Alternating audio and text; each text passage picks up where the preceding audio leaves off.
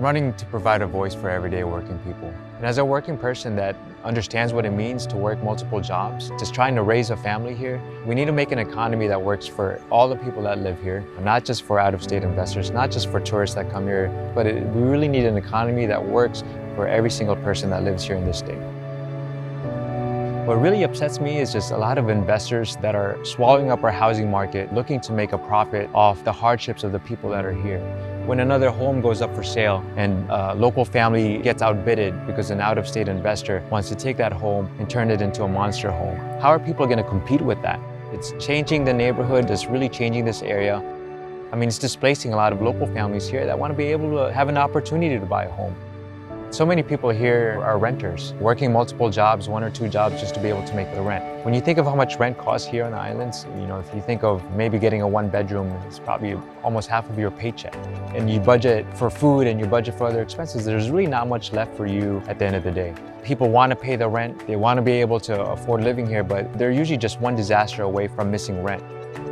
Homes should be for people to live in. It shouldn't be a place just to look at as a way for profit or as a way to make money. Housing is a human right. I mean, that's something that we always need to remember, right? If this is the type of system that we have right now where there's houseless families while there's empty homes, there's something wrong with the system there. There's something fundamentally broken. I mean, none of this is happening by accident. These are all policy choices. It's really based on the action and the inaction of our leaders. I think there's something to be said when there's more Native Hawaiians that are living out of state than that are actually living here in Hawaii.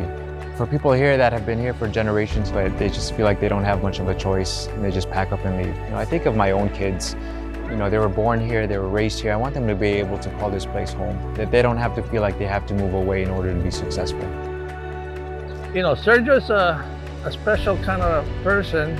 He knows the needs of the working families of Hawaii. He really is a true advocate for working families, and we need people like that in Washington.